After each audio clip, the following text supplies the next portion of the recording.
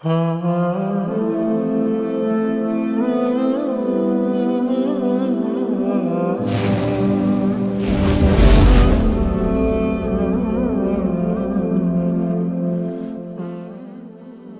و عزتمندو مسلمانانو او ناظرینو ورونو، د الله رب العزت په موږ او تاسو باندې عظیم احسانات دي. یو د هغه عظیمو احساناتو نه هغه دا دی چې الله رب العزت په موږ او تاسو ته عمر راکړی دی او موږ او تاسو باندې یو بل کال نوی شو. خو هر یو کال چې زموږ او ستاسو د عمر نه تیریږي،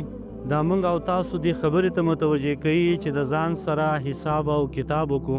د ځان سره محاسبه وکړو چې دا تیر کال په موږ او تاسو باندې تیر شو، موږ څومره د الله رب العزت اوامر منلي دي او د الله رب العزت اوامر مو عملي کړي دي، او څومره زموږ نه مخالفات شوي دي، نافرمانی شوي دي د الله رب العزت د اوامرو. د الله رب العزت دا حکم دی چې هر انسان باید د ځان سره محاسبه وکړي، باید د ځان سره حساب وکړي. د ترمذي روایت ته رسول الله صلی الله علیه وسلم فرمایي هوښیار انسان هغه دی چې هغه د خپل ځان سره محاسبه کوي. بهتر انسان هغه دی چې هغه عمل کوي، داسې عمل چې پس د مرګ د ده په کار راشي. رسول الله صلی الله علیه وسلم نه صحابه و تپوس وکړ چې یا رسول الله، په مؤمنانو کې بهتره مؤمن کم یو انسان دی، غوره مؤمن کم یو انسان دی؟ رسول الله صلی الله علیه وسلم ورته وفرمایل احسنهم خلقا، بهتر انسان هغه دی چې د هغه اخلاق ښایسته وي، د هغه اخلاق غوره وي، د هغه د ژبې نه چاته ضرر نه رسېدلی، د هغه د خولې نه چاته ضرر نه رسېدلی، د هغه د لاس نه چاته ضرر نه رسېدلی. بهترین اخلاق چې د کم انسان دا غوره انسان دی. بیا صحابي تپوس وکړئ د الله رسوله، په مؤمنانو کې هوښیار او اکیس انسان کم یو دی؟ نبی صلی الله علیه وسلم ورته وفرمایل غوره انسان هغه دی چې اکثرهم للموت ذکرا، هغه انسان چې هغه مرګ را یادوي، و احسنهم لما بعده استعدادا، او هغه دی چې هغه د راتلونکي وخت دپاره ځان تیاروي. دغه خلک چې دي هوښیار دي، دغه خلک چې دي هغه غوره خلک دي. ورونو، د ځان سره محاسبه کول، د ځان سره حساب کول، خپل زړه کې ځان نه تپوس کول، دا یو دومره غوره او بهترین عمل دی، یو دومره بهترین صفت دی چې دا د صحابو صفتو، دا د الله رب العزت حکم دی، دا د نبی صلی الله علیه وسلم حکم دی. کتاب الزهد کې د عمر رضی الله عنه قول نقل دی، هغه فرمایي وحاسبوا انفسکم قبل ان تحاسبوا، ای انسانانو تاسو د ځان سره محاسبه وکړئ، د ځان سره حساب وکړئ مخکې د دې نه چې تاسو سره حساب وشي.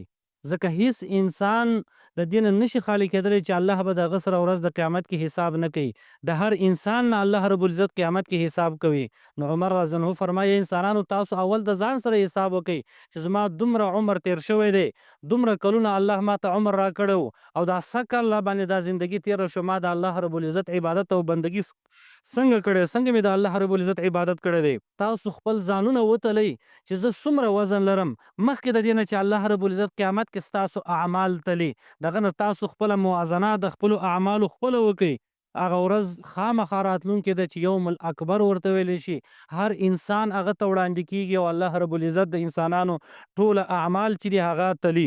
لہذا مسلمانانو ورونو، هر مسلمان او مؤمن ته دا پکار دی چې هغه د ځان سره محاسبه وکړي، د ځان سره چې دی هغه حساب وکړي. محاسبه او حساب د نفس سره دا دوه قسمه دی، یو محاسبه د عمل نه مخکې ده او دویمه محاسبه او حساب چې دی هغه د عمل نه بعد دی. محاسبه د عمل نه مخکې هغه دا ده چې انسان د ځان سره حساب وکړي چې آیا زه دغه عمل کومه، دا عمل محمود دی او کنه، دا غوره عمل دی او کنه، دا په شریعت باندې برابر دی او کنه. او محاسبه د عمل نفس هغه دا ده چې انسان د ځان سره دا محاسبه وکړي چې ما دا کم عمل او اطاعت وکړي، په دې کې خو ما تقصیر نه دی کړی، په دې کې خو ما کوتاهي نه ده کړې، په دې کې خو زما نه مخالفت نه دی شوی. او دویم دا دی چې انسان چې هغه محاسبه کوي د ځان سره، هغه نواهیو کې چې انسان واقع شوی دی، ګناهونو کې چې واقع شوی دی، خطایانو کې چې واقع شوی دی، انسان باید د هغه محاسبه د ځان سره وکړي چې ولې مې د الله مخالفت وکړي، ولې مې د الله د امر مخالفت وکړي، ولې مې دا ګناه چې دی هغه وکړه. د دې وجې نه انسان چې ځان سره محاسبه کوي، نو بیا آینده کې انسان په ګناهونو باندې نه اخته کیږي، ګناه د انسان نه بیا نه کیږي. دارنګه انسان د ځان سره محاسبه وکړي په هغه مباح کارونو کې، معتاد کارونو کې، هغه کارونه چې ظاهر کې جایز ښکاري د هغه محاسبه به د انسان ځان سره وکړي چې ای زه دا مباح عمل کومه، د دې عمل ماته څه فایده شته او که نه، دې عمل باندې خو به الله رب العزت ما قیامت کې نه رانیسي. امام ابن قیم رحم الله فرمایي چې بهتره انسان چې هغه محاسبه د ځان سره کوي، اول باید شروع وکړي په فرائضو باندې چې الله په انسان باندې څومره شیونه فرض کړي، څومره احکام فرض کړي دي. آیا د فرائضو کې خو د ده نه کوتاهي نه ده شوې، په دې فرائضو کې خو د ده نه نقصان نه دی شوی؟ آیا دا فرائض د په هغه طریقه باندې ادا کړي کوم چې الله ویلي دي؟ دویم د هغه نه انسان باید مناهي وپېژني، منهیات وپېژني چې د انسان نه کم ګناهونه کم خطایان شوي دي، په هغه نه باید توبه وباسي، الله ته رجوع وکړي، ځکه انسان خو عاجزه دی. موږ او تاسو ټوله ګناهګاره یو، خو بهتره انسان هغه دی چې هغه د ځان سره محاسبه وکړي، دا د دې باعث ګرځېږي چې انسان الله ته رجوع وکړي او انسان توبه وباسي. او دریم انسان باید محاسبه وکړي د خپل حالت باندې چې زه ولې غافله یم، په دې حالت کې ولې زه غافله شوم د الله د عبادت نه، په دې وخت کې ولې زه غافله شوم د الله رب العزت د بندګۍ نه، یا دا یو کال په ما باندې تیر شو دې کې ولې زه غافله شوم د الله رب العزت د عبادت او بندګۍ نه. د دې باید انسان د ځان سره محاسبه وکړي. ورونو دا یو ډیر عظیمه موضوع ده،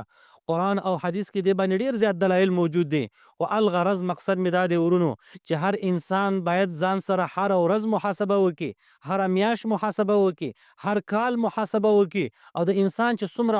عمر دی 30 کاله 40 کاله، هر وخت چې کال تیریږي انسان ځان سره سوچ وکړي چې زما خو 40 کاله عمر پوره شو، په دې تیر کلونو کې ما څه کړي دي.